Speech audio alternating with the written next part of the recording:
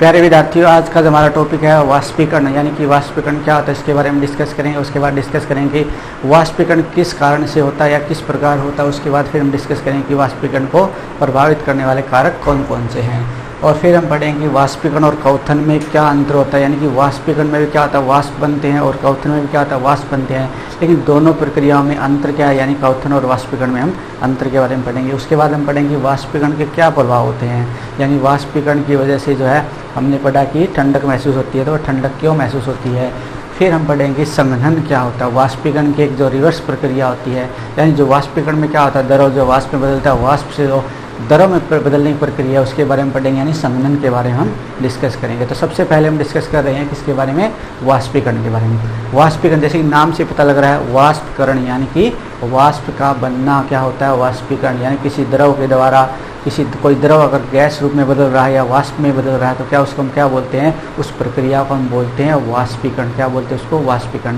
लेकिन यहाँ पे वाष्पीकरण जो होता है उसके उस द्रव के उबले बगैर होता है, उसको हम वाष्पीकरण बोल रहे हैं यहाँ पे। यानी कि हम क्या देखते हैं, कोई पदार्थ जो होता है उसमें उबलता है तब क्या होता है वहाँ पे वाष्प बनकर उड़ता है, और एक कुछ पदार्थ ऐसे भी होते हैं जो उबले बगैर ही क्या होते हैं वाष्प बन करके उड़ जाते हैं। तो यहाँ पे क्या हम उस प्रक्रिया के बारे में पढ़ रहे हैं जहाँ पे उबले हुए बगैर, या हम कहेंगे क्वथनांक से कम तापमान पर अगर वह वाष्पीकृत होकर के जा रहा है तो उस प्रक्रिया को हम वाष्पीकरण बोल रहे हैं यहाँ पे।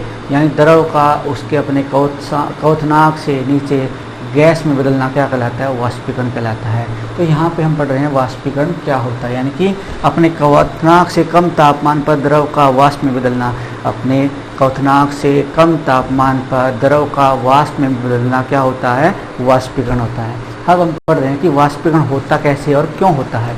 देखिए, कोई भी द्रव अगर जो बाहर रखा हुआ है या हम कहीं गर्मी के अंदर रखा हुआ है या उच्च तापमान पर रखा हुआ है, या हम बात करें कि बाहर खुले में रखा है द्रव, और ज़्यादातर हम बात कर रहे हैं तो क्या देखते हैं कि वाष्पीकरण अधिकतर खुले स्थान पर अधिक होता है। ऐसा नहीं कि खुले स्थान पर ही होता है, अनेक उदाहरण देखोगे आपने जो बंद स्थान पर भी होता है। जैसे कि अब पहले हम वाष्पीकरण के उदाहरण को डिस्कस कर लेते हैं। देखिए, वाष्पीकरण जैसे घरों में पोछा जब लगाया जाता है थोड़ी देर के बाद में क्या आता है सूख जाता है, तो वह पानी कहाँ चला जाता है, वहाँ पानी क्या वाष्पीकृत होकर के उड़ जाता है। या हम बात करें, हम कहते हैं कि जोहड़ में जो पानी होता है या गांव में जो जोहड़ होते हैं उनमें क्या होता है पानी गर्मियों के टाइम में सूख जाता है, तो वह कहाँ चला जाता है, वह वाष्पीकृत होकर के उड़ जाता है। नहीं, वहाँ पर भी क्या हो रहा है, वाष्पीकरण हो रहा है। अगर हम बात करें कपड़े सुखाने के लिए हम छोड़ते हैं तो कपड़े थोड़ी देर के बाद में सूख जाते हैं, तो क्या वहाँ पे भी क्या हो रहा है, जो कपड़ों का जो पानी था वाष्पीकृत होकर उड़ रहा है। तो ये सारी अनेक प्रक्रियाएं हैं हमारे आसपास जो वाष्पीकरण जिसमें होता है, यानी वाष्पीकरण की जो प्रक्रिया है हमारे आसपास बहुत ही अधिक मात्रा में हो रही है। जैसे कि हम गर्मियों के टाइम में हमें पसीना आता है, जैसे ही हवा चलती है हमारे पसीना सूख जाता है, हमें ठंडक महसूस होती है, वही प्रक्रिया क्या वाष्पीकरण है। आपने घरों में गर्मियों के टाइम में कुत्ते को देखा और जीभ बाहर निकाल कर बैठा रहता है, वहाँ पर भी क्या हो रहा है, वाष्पीकरण हो रहा है। तो यानी कि अनेक हमारे आसपास अनेक प्रक्रियाएं वाष्पीकरण की जो प्रक्रियाएं हैं वो हो रही है। अब हम देखते हैं कि वाष्पीकरण होता क्या है। क्या होता है कि हमें पता है कोई पदार्थ जो है किससे मिलकर बना होता है, कणों से मिलकर बना होता है। यानी कि हर एक पदार्थ जो कणों से मिलकर बना होता है, यहाँ पे ये द्रव रखा है मान लीजिए मैंने, और यहाँ पे क्या होता है जो इसकी सतह पर जो पार्टिकल यानी इसकी सतह पे जो कण है वह क्या हो रहे हैं, उनके प्रति आकर्षण बल कम है। क्योंकि अगर मैं यहाँ पे इस कण की बात कर रहा हूँ, मान लीजिए इस कण की बात कर रहा हूँ, तो यहाँ पे इसको आकर्षित करने, इसको बांधे रखने वाले कण कौन से, एक कण इधर से बांधे रखता है इसको, दूसरा कण यहाँ से बांधे रख रहा है इसको, तीसरा कण यहाँ से बांध के रख रहा है इसको, चौथा कण यहाँ से इसको बांध के रखा हुआ है, पांचवा कण यहाँ से बांध के रखा और छठा कण यहाँ से। यानी ये जो बीच का जो कण था वह क्या कितने लगभग यानी अनेक कणों के द्वारा आबंधित रहता है, यानी अनेक कणों के द्वारा आकर्षित रहता है। लेकिन जो सतह पर जो कण होते हैं वो क्या होते हैं, अनेक कणों के द्वारा आकर्षित नहीं रहते हैं। जैसे कि इस कण की बात करता हूँ मैं, तो ये क्या हुआ, एक इस तरफ बंधा हुआ है, दूसरी तरफ यहाँ पे, तीसरा यहाँ पे, चौथा, यानी इनके प्रति आकर्षण बल क्या होता है, कम होता है। और हर एक कण, कोई भी कण हो, किसी पदार्थ का कण हो, उसकी हमेशा भागने की टेंडेंसी रहती है, यानी वह चाहता कि मैं वहाँ से अपने बंधन को तोड़ करके चला जाऊँ। यानी कि सारे जो कण होते हैं और भागने की कोशिश करते हैं, लेकिन क्या होता है कि जो नीचे के जो ये कण जो है, ये सतह से नीचे के जो कण है उनका बंधन अधिक मजबूत होता है, वो भाग नहीं सकते। लेकिन जो सतह के ऊपर जो कण होते हैं उनमें क्या होती है, उनमें आबंध यानी आकर्षण थोड़ा सा कम होता है। अब जैसे ही ये क्या करेंगे, हम ये कह सकते हैं कि अगर इनकी भागने की टेंडेंसी है, यानी इनके पास हम क्या कह लें कि इनकी गतिज ऊर्जा क्या होती है, अधिक होती है। गतिज ऊर्जा अगर हम बात करें इनकी क्या होती है, अधिक होती है। और जैसे ये सराउंडिंग से यानी बाहर से ऊर्जा ग्रहण करता है, क्या करता है, ये बाहर से ऊर्जा ग्रहण करता है। ये जो ऊपर की सतह के कण है वो किसके संपर्क में है, बाहर के बाह्य जो बाह्य वातावरण उसके संपर्क में, और बाह्य वातावरण के संपर्क में जो है तो उससे ऊर्जा ग्रहण कर सकते हैं। तो ये जो कण होते हैं वो क्या करते हैं, बाह्य वातावरण से ऊर्जा ग्रहण करते हैं और कुछ ऊर्जा यहाँ से इन कणों से ग्रहण करते हैं। यानी इनके पास इतनी ऊर्जा नहीं होती कि भाग सके वो, लेकिन फिर क्या करते हैं, ऊर्जा को कलेक्ट करने की कोशिश करते हैं। यानी कि ऊर्जा उस भागने के लिए जो ऊर्जा उनको चाहिए उनको क्या करते हैं, कलेक्ट करने की कोशिश करते हैं, यानी इकट्ठा करने की कोशिश करते हैं। यानी कहीं से उनको ऊर्जा मिल जाए ताकि वो वहाँ से भाग जाए। तब क्या करते हैं, ये जो कण होते हैं कुछ ऊर्जा लेते हैं किससे, वातावरण से। कुछ ऊर्जा किनसे लेते हैं, अपने साथी कणों से। क्या इनसे, अपने साथी कणों से। और अपने साथी कणों से जैसी ऊर्जा ग्रहण करता है ये क्या करता है, वायुमंडल में चला जाता है, या हम कहेंगे कि वातावरण में बाहर चला जाता है, अपनी सतह को छोड़ करके बाहर चला जाता है। ये सारे जो कण इस तरह से क्या हो जाते हैं, बाहर चले जाते हैं। इस प्रक्रिया को क्या बोलते हैं, वाष्पीकरण। यानी वाष्पीकरण में होता क्या है कि द्रव के जो ऊपर की सतह के जो कण होते हैं उनमें ऊर्जा जो होती है थोड़ी सी अधिक होती है, और वह बाह्य ऊर्जा से या अपने साथी कणों से ऊर्जा ग्रहण करके वो वायुमंडल में चले जाते हैं, द्रव से गैस रूप में परिवर्तित हो जाते हैं। इस प्रक्रिया को क्या बोलते हैं, वाष्पीकरण कहते हैं। यानी हम क्या देख रहे हैं कि अब वाष्पीकरण होने का सही मतलब ये होता है कि वाष्पीकरण इन कणों के पास कहीं से बाहर से और कहीं कुछ अंदर से ऊर्जा ग्रहण करते हैं। ऊर्जा ग्रहण करते ही इस बंधन को तोड़ करके भाग चले जाते हैं, और इस प्रक्रिया क्या बोलते हैं, वाष्पीकरण बोलते हैं। यानी वाष्पीकरण में क्या होता है, वाष्पीकरण में कहीं से बाहर से हम इसको ऊर्जा नहीं दे रहे हैं, ये खुद सराउंडिंग से ऊर्जा ले रहा है और वह वहाँ से चला जा रहा है। तो ये हुआ वाष्पीकरण का कारण, यानी कि वाष्पीकरण क्यों होता है और कैसे होता है। उसके बाद हम देखते हैं कि वाष्पीकरण और क्वथन में क्या अंतर है। देखिए यहाँ पे हमने जब सतह के कणों की बात की है तो होता क्या है, सतह के कण जो होते हैं वो इन कणों से ऊर्जा ग्रहण करते हैं, और इन कणों से ऊर्जा ग्रहण करके और वो वायुमंडल में मिक्स हो जाते हैं। तो यहाँ पे क्या हो रहा है, यहाँ पे ये कण जो है नीचे के कणों से ऊर्जा ग्रहण करके वापस जा रहा है। यहाँ पे किसी प्रकार की ऊर्जा हमने अपनी तरफ से नहीं दी है। लेकिन जब हम बात करें क्वथन की, क्वथन में क्या होता है,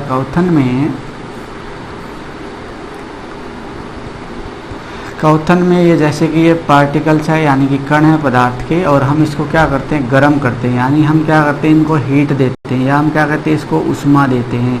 क्या देते हैं, उष्मा। इस बर्तन को हम क्या दे रहे हैं, उष्मा दे रहे हैं। उष्मा के द्वारा क्या होगी, सारे जो कण है वो एक समान तापमान ग्रहण करते हैं। और कहाँ तक अपना तापमान ग्रहण करते हैं, ये जैसे कि अगर मैं बात करूँ अपने क्वथनांक तक। यानी कहाँ तक जाते हैं, इनका तापमान कहाँ तक जाता है, क्वथनांक तक। यानी अगर हम द्रव में जल का उदाहरण लेते हैं तो जल को मान लीजिए 30 डिग्री सेल्सियस पे था, कितने पे था, 30 डिग्री सेल्सियस पे। फिर हम मैं क्या करूँगा, इसको गर्म करूँगा, यानी कि इसको हम क्या देंगे, उष्मा देंगे। उष्मा देकर के इसको कहाँ तक लेके जाएंगे, 100 डिग्री सेल्सियस तक। और 100 डिग्री सेल्सियस पे क्या होगा, ये वाष्पीकृत होकर के उड़ जाते हैं। कितने डिग्री सेल्सियस पे, 100 डिग्री सेल्सियस पे। अगर ये सारा कुछ 100 डिग्री सेल्सियस पे हो रहा है तब इसका नाम क्या होगा, क्वथन होगा। क्या नाम होगा इसका, क्वथन। यानी कि क्योंकि ये किस तापमान पे हो रहा है, क्वथनांक पे हो रहा है। यानी किस तापमान पे हो रहा है, क्वथनांक पे। लेकिन अगर हम ये बात करें, इनकी बात करें, तो जैसे कि आप खुले में आप कोई जल रखा, जैसे पानी की बाल्टी रखी है, हम क्या देखते हैं, अगर हम उस बाल्टी को उबालना चाहते हैं तो उसको नीचे से गर्म करेंगे, और नीचे से गर्म करने से क्या होगा, वह सारा का जो सारा पानी है वह गर्म हो जाएगा, और उसके बाद उबलना शुरू होगा, उसके बाद वाष्पीकृत होकर के उड़ जाता है। हम क्या देखते हैं कि उसके अंदर सारा का जो सारा पानी है, यानी कि जो बल्क है उसका, वो क्या हो जाता है, सारा गर्म होता है। यानी जल की पूरी मात्रा क्या हो रही है, वहाँ पे गर्म हो रही है। लेकिन आपने अगर देखा हो, बाल्टी अगर खुले में रखी है और उसको हम गर्म नहीं कर रहे हैं और फिर भी उसमें से पानी उड़ करके जा रहा है, तो हम क्या देखते हैं, ऊपर का पानी क्या रहता है, गर्म रहता है, लेकिन नीचे का पानी क्या रहता है, बाल्टी के अंदर नीचे का पानी क्या रहता है, ठंडा रहता है। यानी उसमें ऊपर की सतह जो है वह उसमें ऊर्जा अधिक होती है, नीचे की सतह के अंदर ऊर्जा क्या होती है, कम होती है। लेकिन क्वथन में क्या होती है, पूरी जो सतह होती है, जितनी भी लेयर होती है इस द्रव की, सबके अंदर ऊर्जा क्या होती है, समान होती है। यानी पूरे पानी का टेम्परेचर क्या रहता है, समान रहता है। लेकिन जब हम बात करें वाष्पीकरण में क्या होता है, ऊपर की सतह होती है उसका तापमान अधिक रहता है और नीचे की सतह का तापमान क्या रहता है, कम रहता है। यानी वाष्पीकरण और क्वथन में क्या अंतर होता है, वाष्पीकरण एक जो है वाष्पीकरण ऊपर की सतह जो है उड़ करके वायुमंडल में मिक्स होती है, लेकिन क्वथन में क्या होता है, पहले क्वथनांक या उसका तापमान क्वथनांक तक पहुंचता है, यानी वह बॉयल करना शुरू करता है। यानी वहाँ पे क्या होता है, पूरा जल जो है एक समान गतिज ऊर्जा ग्रहण करके एक साथ उबलना शुरू करता है। तो इस प्रक्रिया में दोनों में अंतर है, क्वथन में और वाष्पीकरण में। वाष्पीकरण जो होता है क्वथनांक से नीचे के तापमान पर होता है, क्वथन जो होता है क्वथनांक पर होता है। यानी अगर हम बात करें जल की, जल जो है 100 डिग्री पर अगर उबल के वाष्पीकृत हो रहा है तब उसको हम क्वथन बोलेंगे। अगर वो वाष्पीकृत बगैर 100 डिग्री तक जाए यानी 70-40 तक भी हो रहा है, जैसे कि हम तापमान की बात करें, गर्मियों में तापमान क्या रहता है 40 के करीब रहता है, तो हम क्या कहें 40 डिग्री सेल्सियस पर भी क्या हो रहा है, वाष्पीकरण हो रहा है, तो वह एक वाष्पीकरण की प्रक्रिया है, वहाँ पे जल उबल नहीं रहा होता है। यानी हम बात कर रहे हैं वाष्पीकरण और क्वथन में अंतर की। उसके बाद हम बात करेंगे वाष्पीकरण को प्रभावित करने वाले कारक कौन कौन से हैं। ये कारक देखिए आप, जिन पर वाष्पीकरण जो है प्रभावित होता है, जिनसे वाष्पीकरण प्रभावित हो रहा है, जैसे कि तापमान, पदार्थ की प्रकृति, सतह का क्षेत्रफल, वायु की गति व आर्द्रता, सारे आपको बिल्कुल पता अच्छी तरीके से। एक बार मैं आपको दोबारा करवा रहा हूँ, यानी कि आप सब कुछ जानते हैं लेकिन मैं थोड़ा सा आपको थोड़ा सा और बता देता हूँ। पदार्थ की प्रकृति, आप उदाहरण लीजिए पानी का और पेट्रोल का उदाहरण लीजिए। पेट्रोल जल्दी उड़ता है या पानी जल्दी उड़ता है? हमारा आंसर होगा पेट्रोल जल्दी उड़ता है। तभी तो हम बोलते हैं कि बाइक अगर खुले में खड़ा है तो उसकी टंकी खुली नहीं रहनी चाहिए, कहते हैं कि पेट्रोल उड़ जाता है। तो यानी वहाँ पे क्या हो रहा है कि पेट्रोल की उड़ने की प्रवृत्ति क्या होती है, अधिक होती है। किसके कंपैरिजन में? जल के कंपैरिजन में। तो यहाँ पे क्या हो रहा है कि पदार्थ पर निर्भर करता है कि वाष्पीकरण कम होगा या अधिक होगा। पेट्रोल जल्दी उड़ता है तो उसका वाष्पीकरण अधिक होता है। अगर हम बात करें जल का, जल जो होता है कंपेरेटिवली यानी कि तुलनात्मक रूप से, ऐसा नहीं है कि उड़ता नहीं है, पेट्रोल से तुलनात्मक रूप से क्या कम उड़ता है। यानी कि अगर हम बात करें पदार्थों की तो अलग अलग पदार्थों की अलग अलग प्रकृति होती है। जिनमें आकर्षण बल अधिक होता है वह कम उड़ते हैं, जिनमें आकर्षण बल अधिक होता है वह कम उड़ते हैं, और जिनमें आकर्षण बल कम होता है वह अधिक उड़ते हैं। यानी पेट्रोल में जो होता है उनके कणों के बीच में आकर्षण बल क्या होता है, कम होता है, जल्दी ही उड़ जाता है। जल में क्या होता है, हाइड्रोजन बॉन्डिंग हो सकती है, उनमें क्या हो सकती है, हाइड्रोजन बॉन्डिंग। आगे आप बड़ी कक्षाओं में पढ़ेंगे हाइड्रोजन बॉन्डिंग क्या होती है।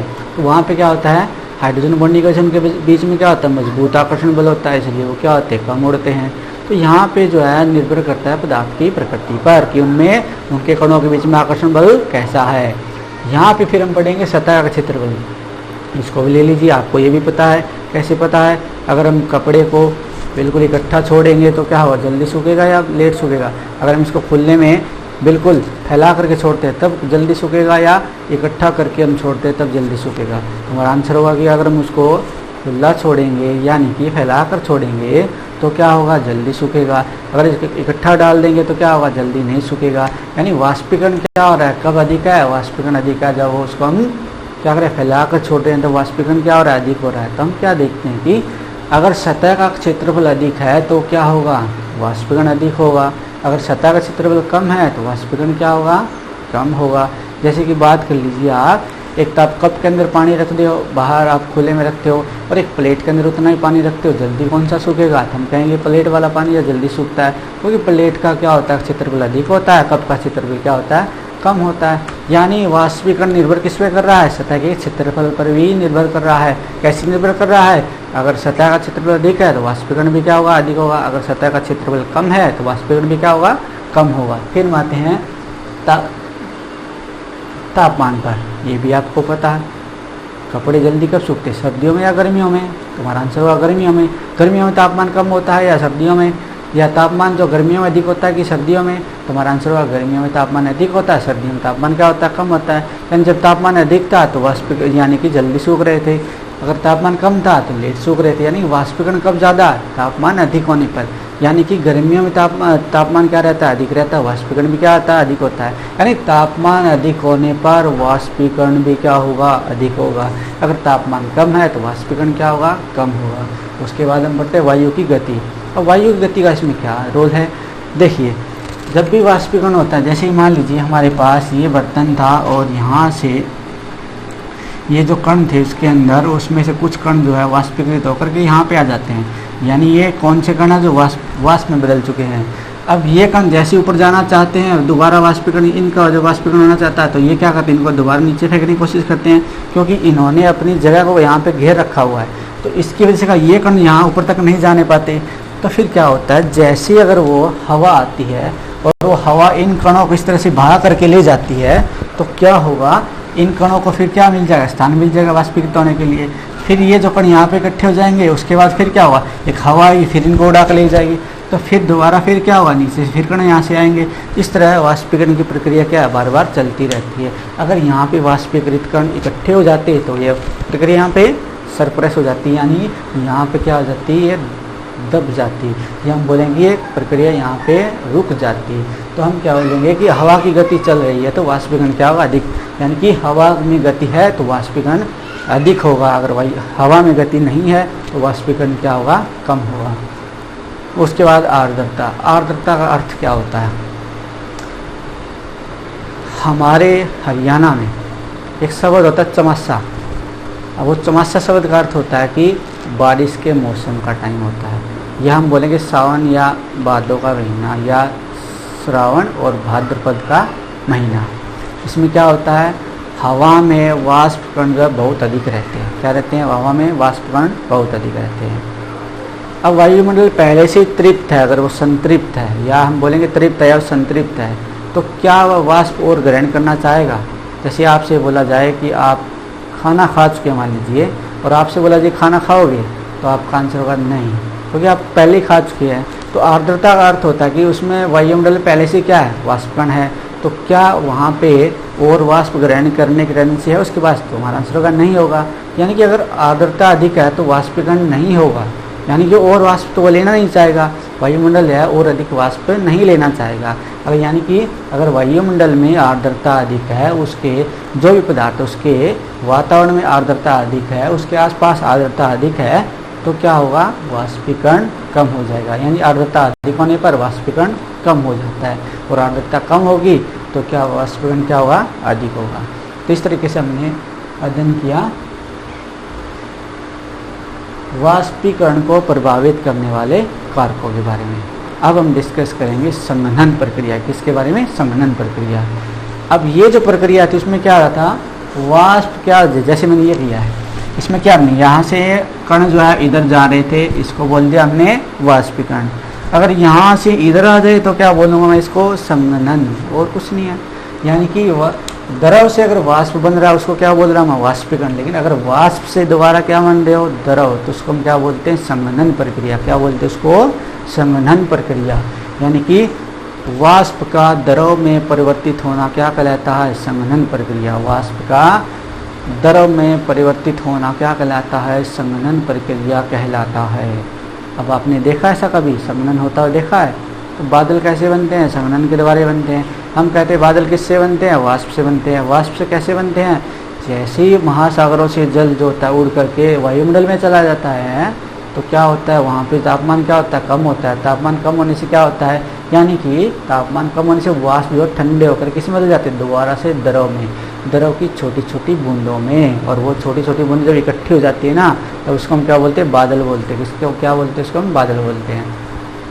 आपने घर में अभी गर्मी का मौसम है, आप क्या करें, शिकंजी बनाकर पी रहे हो। तो अगर आपने गिलास में बर्फ़ डाली हुई है तो उस गिलास के चारों ओर क्या है, पानी सा इकट्ठा हो जाता है। यानी कि पानी की बूंदें उसके चारों ओर इकट्ठी जाती है। वो कहाँ से आई है, वह भी क्या है, संघनन प्रक्रिया है। कौन सी प्रक्रिया है, संघनन। अब वो वाष्प कहाँ से आए, वायुमंडल से। कहाँ से आए हो, वायुमंडल से। तो जैसे ही वो ठंडे पदार्थ के संपर्क में आए तो क्या हुआ, वो द्रव, वो वाष्प से किस में बदल गए, द्रव में बदल गए।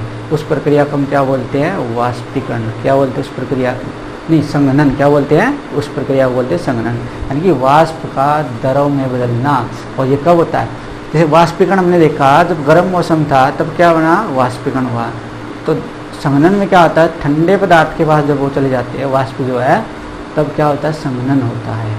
यानी कि गिलास के चारों जो बूंदों का उदाहरण आप देखते हो उसमें क्या होता है, जो वायुमंडल के वाष्प कण होते हैं वह क्या होते हैं, वह वाष्प जो कण है गिलास के संपर्क में आकर के संघनित हो जाते हैं। इस प्रकार वहाँ पे द्रव का यानी जल की बूंदों का निर्माण होता है।